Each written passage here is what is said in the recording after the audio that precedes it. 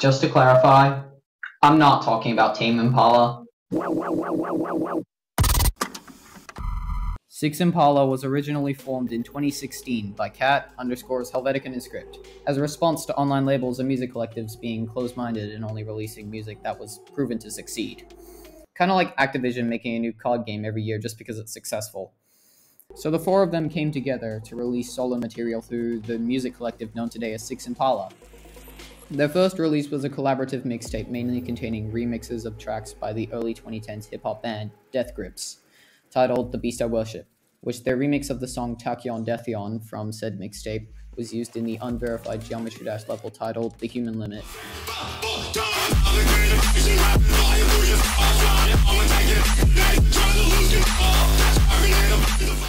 But even after that, the band was on fire amongst the Geometry Dash community.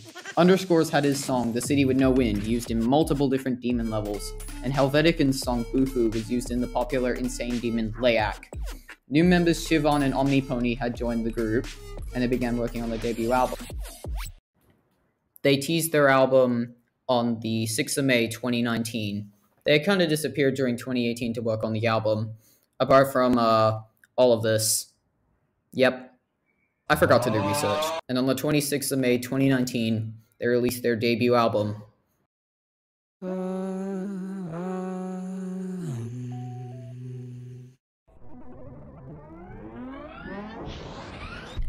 Rubber was definitely a step in the right direction for the band. The album was full of distorted industrial sounds of old cars, and an insane amount of genre variety.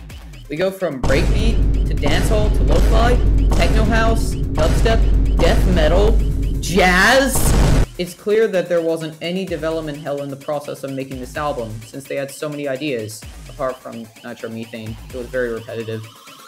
And best of all, this album, along with the rest of Six Impala's discography, has lore.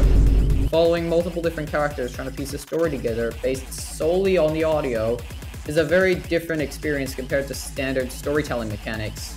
My highlights of this album are 66 GTO, Faraway 199X, Station, Chrome Type, Eyes in the Water, Detach, and Cheesies.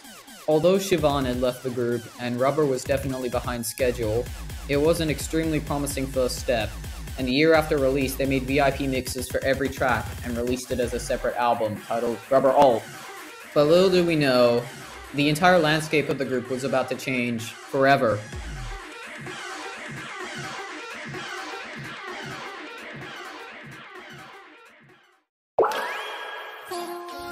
The date is July 26, 2020, and the Six Impala YouTube channel announces its newest member, a cartoon character who goes by the name NEUTRA. Apparently, she was always a member of Six Impala, despite her voice patch still being in development, even singing in Faraway 199X. But now she was an official member of the group. NEUTRA is this bubbly, playful character on the outside, but on the inside,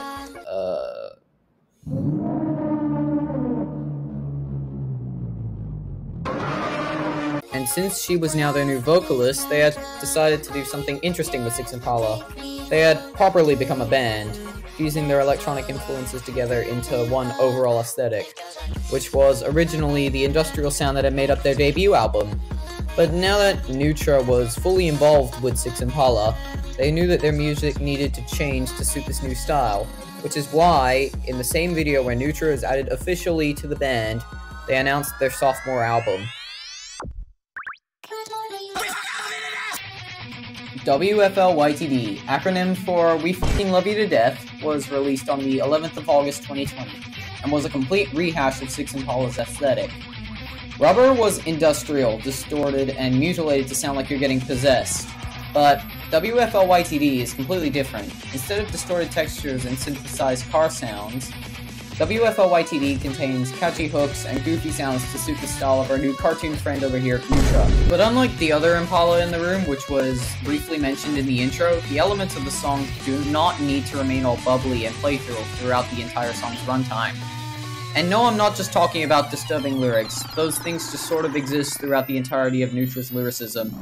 Most of the tracks on this album have something I like to call a rage breakout, defined as a moment in the song where the overall happiness of the track turns sour, leading into a more harsh and aggressive tone, all whilst maintaining the same aesthetic.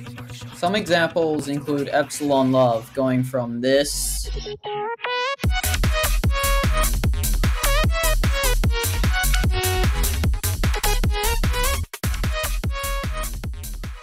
to this,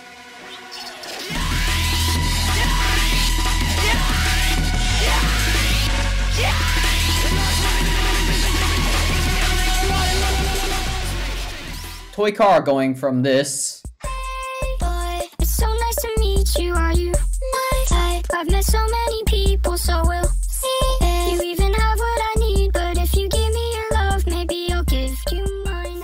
to this, Toy car.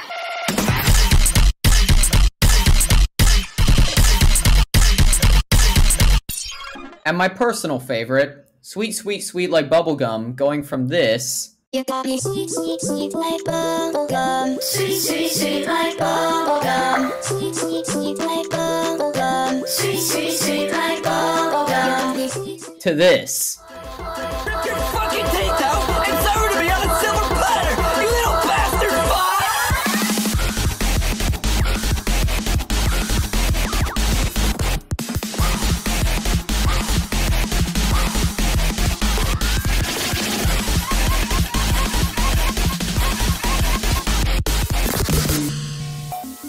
This album also has some more lore to it, with the final song titled Plastic Tape 4, which is an absolute roller coaster ride, where every TV channel and radio station in the world tells a new character, Claire, to refrain from opening a package she just got from the mail. Said package contains a cassette tape sent by Larry from Robert, by the way. It's crazy how they were able to create ties between the two albums despite them being completely different in presentation, which happens to have some form of canon behind it, but I don't want to be praising a singular album for hours on end, so my highlights are every track except for Starshine Goodnight.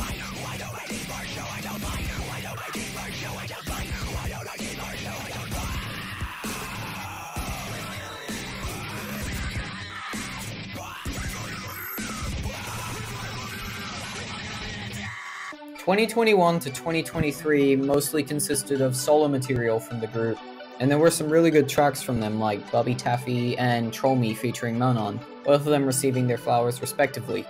But then something began consuming the Six Impala YouTube channel, the videos, the thumbnails, even the channel banner, and once the channel was fully consumed, they announced their third studio album.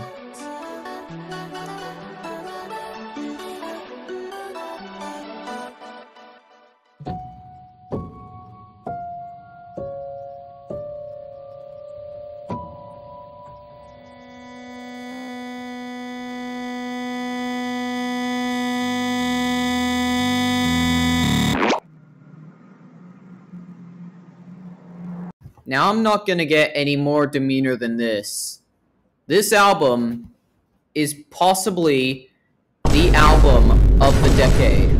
I don't even care what you say, it's just that good. EARWAX is what I would describe as a more evolved version of WFLYTD.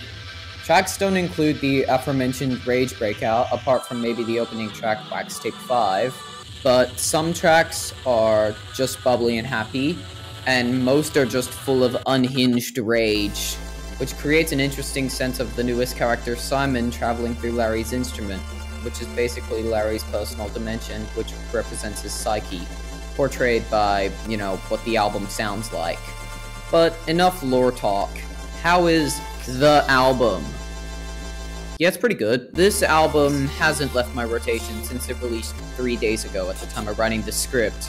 The only real criticism I have for EARWAX is the 6th track on the album, WDFLYA, which sort of acts like an interlude. The track starts with some distorted voices.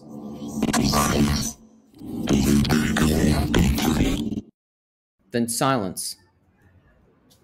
For 6 whole minutes. I'm not even kidding you. There is absolutely nothing in between the beginning and end of the track. Just silence. And this isn't an album with songs like, well, this.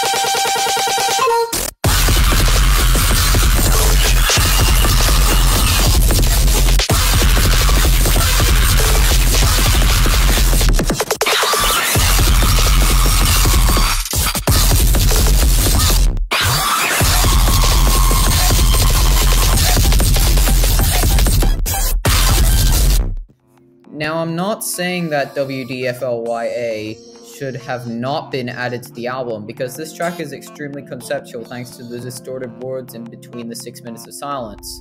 There is clearly some kind of conceptual merit behind this track. It just kind of annoys me. But overall, it's a cool album, definitely worth listening to. My highlights are Unending Thoughts of Everyone and Everything, Heart Eater, Wax Tape 5, and this God Tier 4 combo. I am very happy that there are bands like Six Impala, bands that can push the limits of the industry with total creative freedom and a dedicated community to continuously praise their work. But I also feel like this work cannot be ignored. Everyone needs to hear their work. Yes, I mean everyone over the age of 18 or with parents' permission. So go listen to their work and support it if you feel like losing your sanity. And in conclusion, oh, come on, you realize I'm in the middle of something?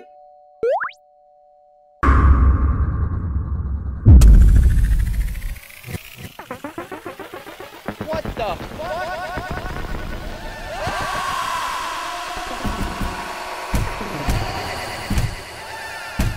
6